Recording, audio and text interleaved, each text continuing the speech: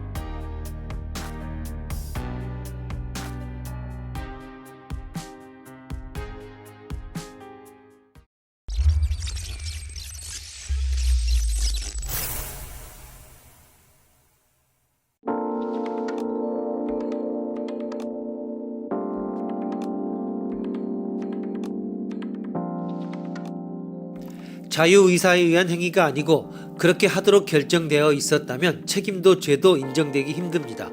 결정론과 자유의사의 문제입니다.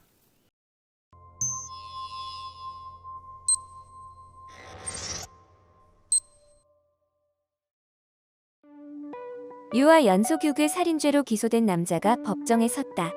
저는 그 행위를 하지 않을 수 없었습니다. 저는 몇 가지의 행동 중에 자유롭게 선택할 수 있다고 믿고 있었지만 실제로는 제 뇌의 특정 상태가 다음에 무엇을 일으킬까 하는 것은 물리 법칙에 의해 완전하게 정해져 있어 저는 그 결과에 따르지 않을 수 없었습니다. 제 의사라고 제가 느끼고 있던 것은 실은 뇌의 물리화학적 변화에 지나지 않았습니다. 저는 그렇게 하도록 결정되어 있던 것이므로 저에게 책임은 없습니다. 자유가 없는 곳에 책임은 물릴 수 없기 때문입니다.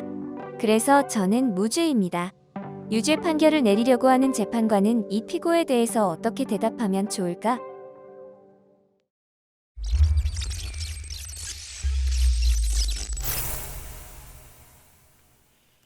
우선 다음과 같은 대답은 어떨까?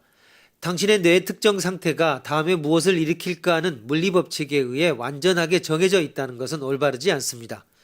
당신의 뇌나 몸은 외계로부터 끊임없이 자극을 받고 있으며 주위의 환경과의 복잡한 상호작용을 계산해 넣지 않고 어떤 시점에서의 뇌 상태만으로 다음 상태가 결정된다라고 하는 말 따위는 실수입니다. 그러나 이것은 단지 뇌 안에서 모든 것이 결정되어 있다라고 하는 것을 뇌와 몸이 외계와 상호작용하는 방법에 의해 모든 것이 결정되어 있다라고 바꾸어 말한 것에 지나지 않습니다. 외계 그 자체의 변화의 방법이 물리법칙에 의해 결정된다면 이 남자의 행동은 한 가지로 결정되어 있는 것이 되어 자유나 책임을 인정받지 않게 됩니다. 그러면 다음 대답은 어떨까? 양자역학에 의하면 소립자의 움직임은 한 가지로 결정되어 있지 않고 확률적으로 임의로 일어나고 있다. 당신의 뇌나 몸의 특정 상태로부터 다음 상태가 자동적으로 정해진다라는 것은 있을 수 없다. 그러니까 당신의 행동에 대해서도 여러 가지가 가능한 것이다. 여기서 만약 당신이 유죄를 면하고 싶은 피고라면 어떻게 재반론을 펼칠 수 있을까? 내가 말하고 싶었던 것은 내가 자유롭지 않았다고 하는 것입니다. 만약 양자역학이 말하는 대로 나의 뇌의 변화가 확률적으로 우연한 랜덤한 소립자의 움직임에 좌우된다 라고 하는 것이 진실이라고 해도 내가 자유롭지 않았던 것에는 변함이 없습니다.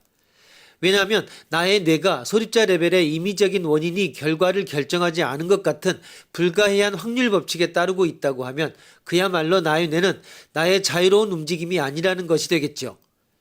나는 소립자의 구조는 전혀 모르고 소립자도 나의 형편 따위를 알 리 없습니다. 즉 양자역학의 비결정론이 올바르면 나는 소립자의 변덕스러운 움직임에 농락당하는 비결정적인 시스템 이외에는 아무것도 아니므로 나의 자발적인 의사에 의해 자유롭다는 것은 효력을 발휘할 방법이 없습니다.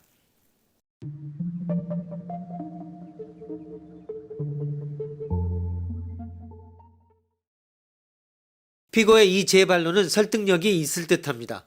결정론이 올바르다면 피고는 자유롭지 않았습니다. 비결정론이 올바르다고 해도 피고는 자유롭지 않았습니다. 결론적으로 어쨌든 피고는 자유롭지 않았습니다. 자유롭지 않은 사람에게는 책임을 묻지 못하고 피고는 벌을 받게 되는 것이 아닙니다. 빠져나가려는 이 논리에 대해 새로운 반론으로 몇 가지를 들 수 있습니다. 첫째, 물리법칙과는 다른 마음의 법칙 또는 영혼의 법칙이 작용하고 있어 그 법칙이 능동적으로 뇌의 제2의 행위를 결정하고 있다는 것을 잊어서는 안 됩니다. 당신의 마음의 법칙이 자유롭게 당신의 뇌의 움직임을 컨트롤해 행동을 결정했으니까 당신은 자유와 책임을 져야 합니다. 둘째, 당신은 자유롭지 않고 책임도 없다라는 것입니다. 당신의 그 인간관이 올바르다면 같은 인간인 재판관인 나에게도 같은 것이 적용됩니다. 나의 뇌와 환경으로부터 입력에 의해 완전하게 결정되고 있든지 또는 소립자의 임의적인 움직임에 의해 우연히 정해져 버리든지 둘 중 하나입니다. 어쨌든 지금부터 나의 입에서 나오는 판결에 대해 당신은 나를 힐책할 수 없습니다. 셋째, 당신은 자유롭지도 않고 책임도 없다라는 것입니다. 책임이 없기 때문에 벌을 받아서는 안 됩니다. 인정합니다. 우리는 그래서 사회의 치안이라고 하는 차원에서 당신에게 그만한 처치를 내리도록 하겠습니다. 당신이 이대로 사회에 복귀하면 또 몇 번이라도 유괴 살인을 반복할 것임에 틀림이 없다는 점에서 어떤 처치를 내릴지 결정합니다. 넷째, 당신이 특별한 인간이란 것은 사실이라고 합시다. 어쨌든 당신에게만 작용하는 어떠한 원인이 작동되고 있었던 것은 확실합니다.